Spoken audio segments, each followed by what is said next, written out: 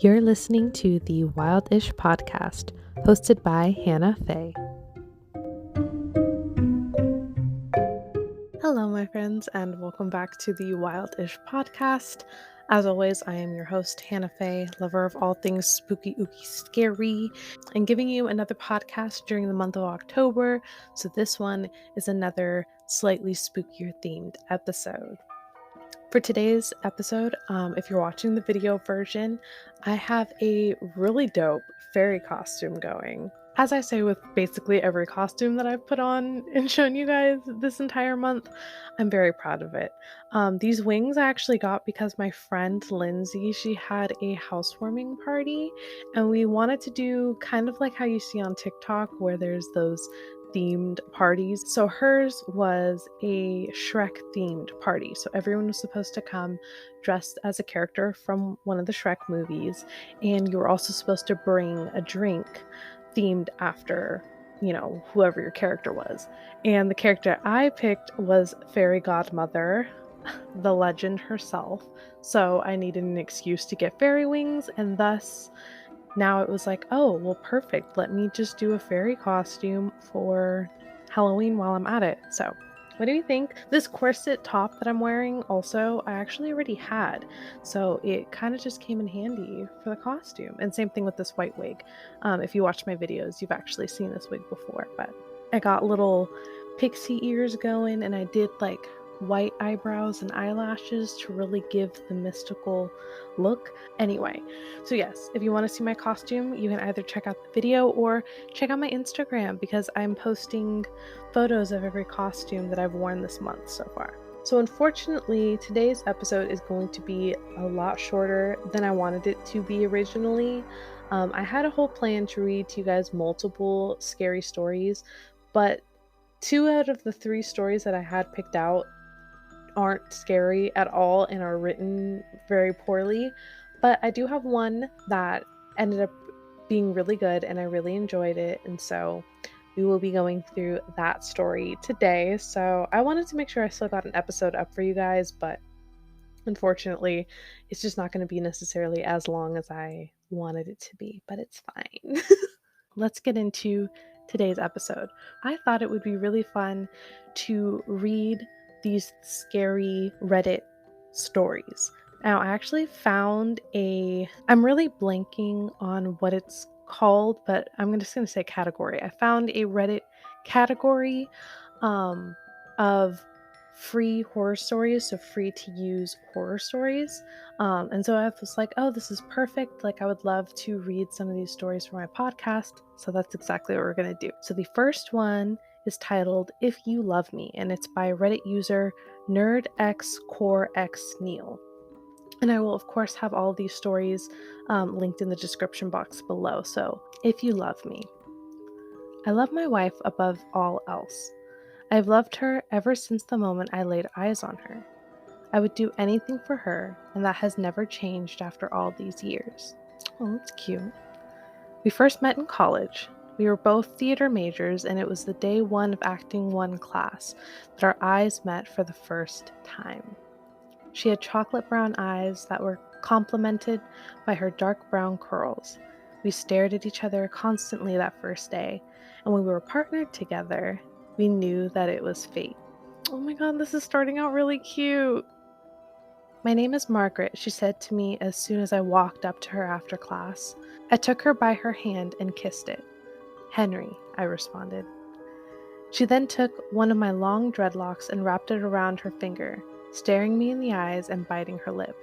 It was an amazing meeting with an even better ending later that night. Okay, this story got spicy. The following night, we went on our first date, a theater production of Sueño.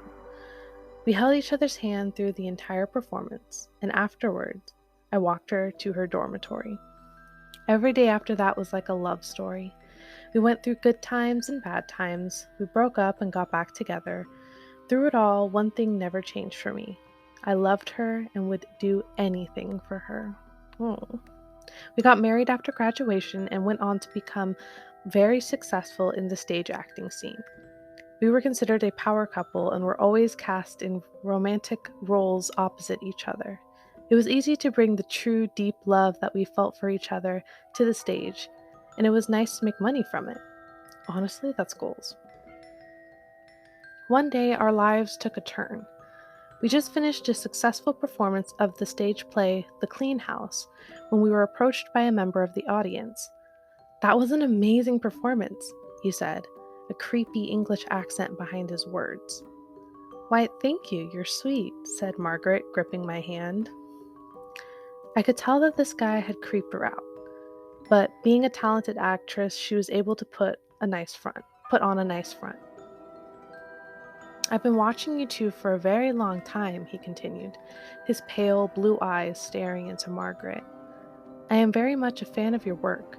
Every performance is riveting, and I can tell that you put a true passion into your exchanges. You two must truly love each other." "We do," I said, stepping slightly in front of Margaret. "We love each other very much. I would do anything for her."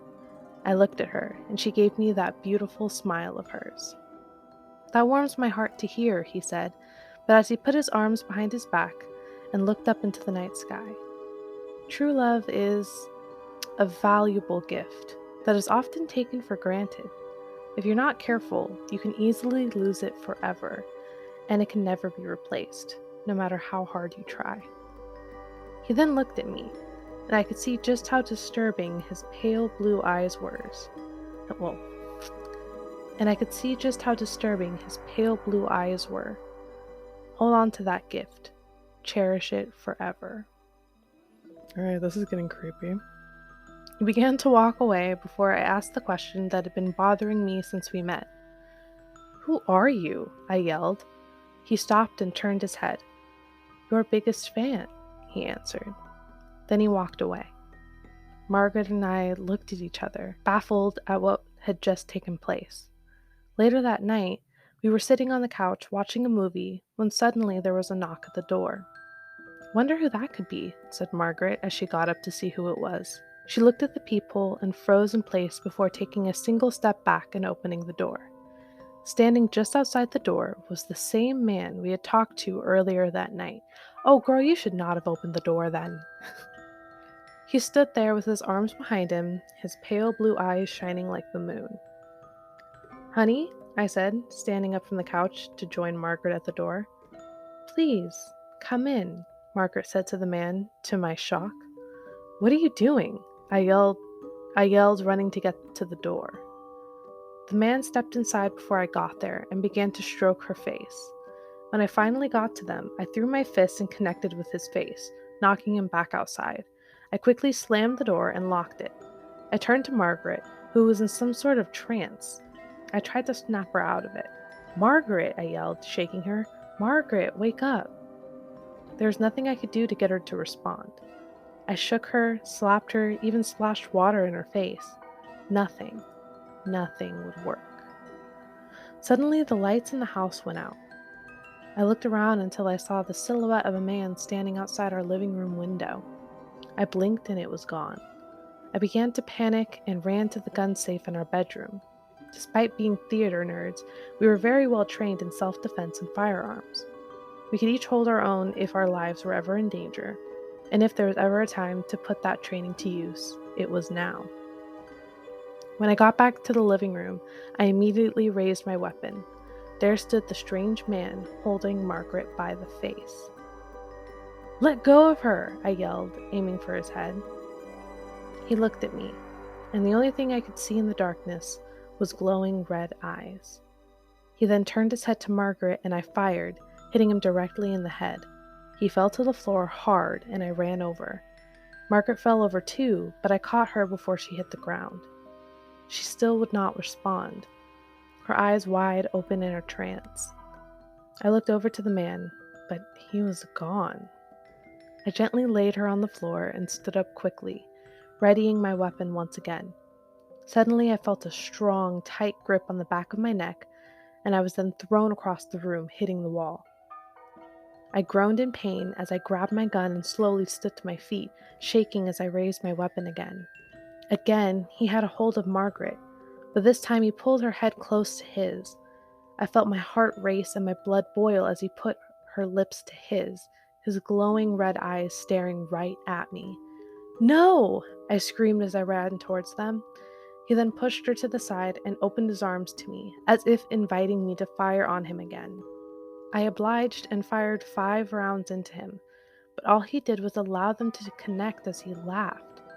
I ran up to him, but he grabbed me by the throat before I could do anything. He pulled me close to his face, and I could see every horrifying feature. Not only did he have demon-like eyes, but his face was covered in disgusting, pulsating veins. In his mouth were 2 sharp fangs and a long, slimy tongue, which rubbed against my face, as if tasting me before taking his first bite. I lifted my gun to the arm that had a hold of me and fired twice. He growled in pain as he released me, and I connected the butt of my gun to his face repeatedly. He fell to the floor, and I mounted him, smashing his face more and more, harder and faster. I could feel the blood gush and spray all over as the bones in his skull cracked and collapsed. Oh jeez, okay, this is getting graphic. By the time I was done, there was nothing but smashed bone, brains, and blood. Jesus! I panted as I stood back up and limped over to Margaret, who was now fully unconscious. I shook her, and she finally opened her eyes, looking into mine with fear and confusion.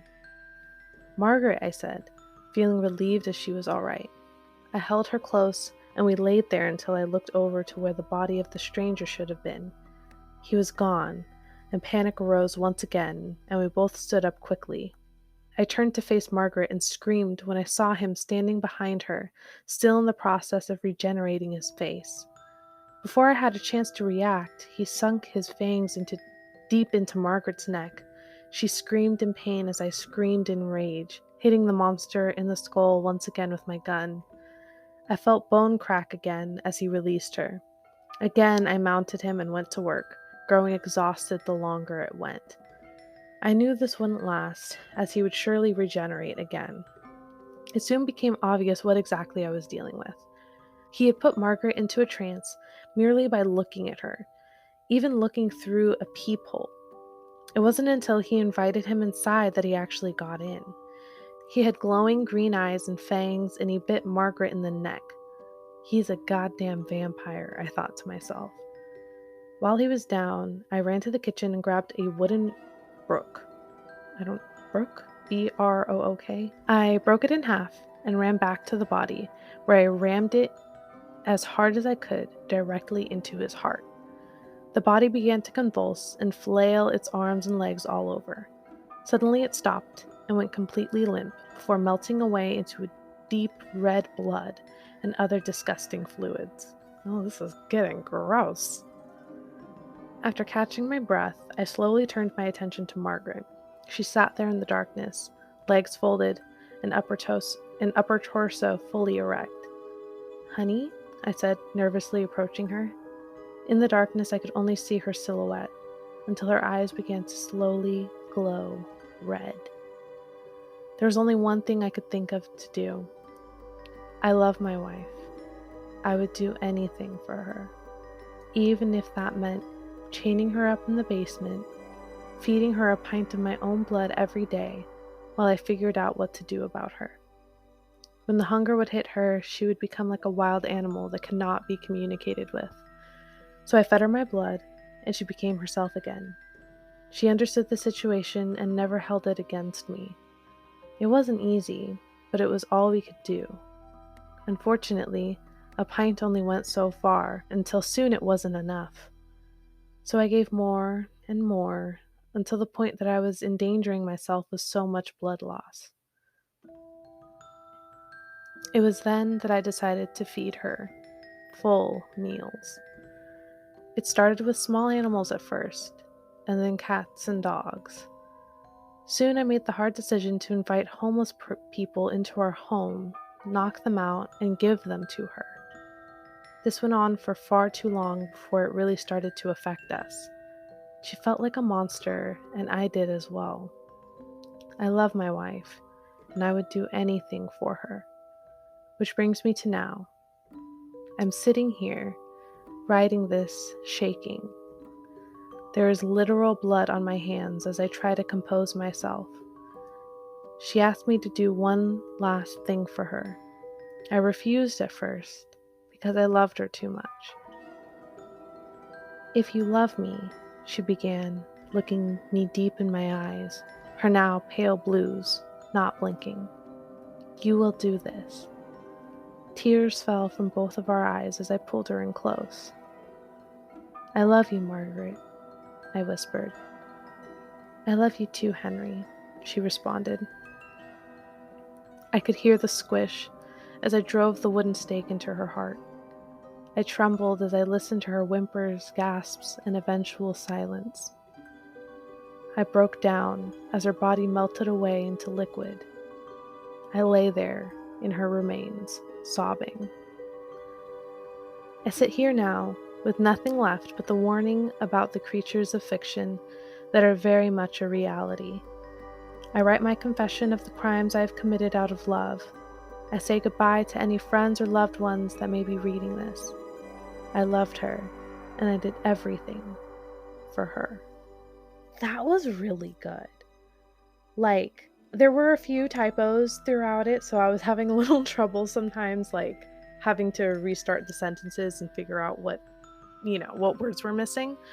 But that was such a good story. Oh my god. Poor Margaret. Poor Margaret. That was freaky. That just is so creepy and so sad. Like, they tried to do everything that they possibly could, it seems like. And then eventually when it got to the point where they're killing people, like, yeah, you kind of just need to end it and stop letting terrible things happen, you know what I mean? Damn. Honestly, I know that there are some communities out there that claim that vampires are real. I haven't necessarily looked into any of those claims. Like, if you guys would be interested in a podcast episode going into the story behind vampires and some of these, like, quote unquote, real vampire communities, let me know. Because I was actually watching, there's this one, like, documentary series thing on Netflix, I believe. I forgot the name of it, but I'll have it written in the description. But this guy, he would, like, go to different areas around the world and he would, like, look into different, like, creepy instances, right? And one of the ones that he did is he went to New Orleans, in obviously Louisiana, and he met with people that claimed to actually be vampires. Like, they legit identify as vampires, right?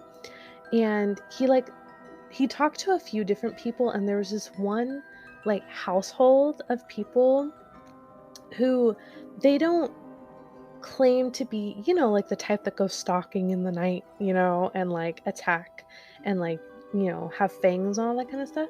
It was rather interesting. They basically claim to live pretty normal lives. It's just that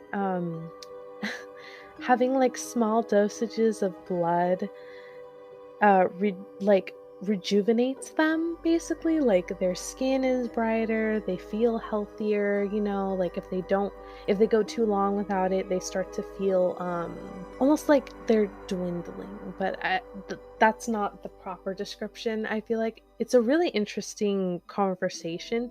I'll be honest, the host guy of this Netflix series is a little annoying. I really wish they picked a different guy, or just really wish that they picked a different host. But the conversation itself was rather interesting, and it kind of made me, like, I don't know, like, I wish I could have sat down and, like, talked to them, because I would have asked a lot more questions. Like, this guy kind of just listened to some of the things that they had to say and just kind of, like, stared at them weird, versus I feel like I would want to actually, like, have more of, like, a genuine conversation and, like, ask them more questions to understand a little bit more. But at Netflix, if you're looking for a new host, hit your girl up. I will dress up and everything.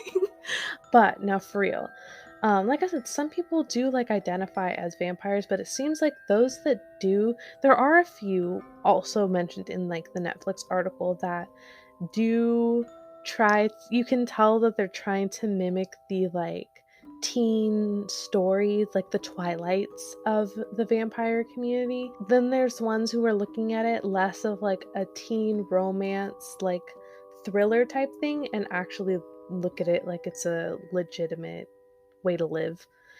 If that makes sense, like I said, you should check out the documentary. It's really, really interesting. If I'm being honest, do I personally believe in vampires? I really don't know. I don't think so. I don't know. No, I don't. Let's be honest. I don't. But I would still like want to have more of a genuine sit down conversation and understand like where these people are coming from and what their understanding of it is and how they came to that point. You know what I mean? Anyway, but yes, that is today's episode. I'm so sorry that it is so short. Like, I was not anticipating it to be this short. I really wanted it to be like, the proper 30-minute long episode, but hey, shit happens. Things just really weren't working out. This is like my third time attempting to try to film this anyway, so I'm just kind of letting it go, to like let it be how it's going to be, and we'll pivot from there. But I hope you guys still enjoyed this story and enjoyed this podcast episode. If you did, make sure that you like and subscribe wherever it is that you are listening, whether that's on YouTube, Anchor, Spotify, wherever. And of course, share it with your friends. That would mean a lot to me.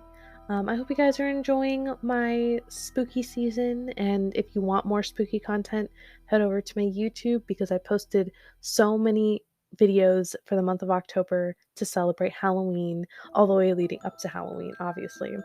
So if you're looking for more spooky content, you can find it over there. Otherwise, I hope you guys have a great rest of your day, a great rest of your week, and I will see you guys next time. All right, bye, my friends.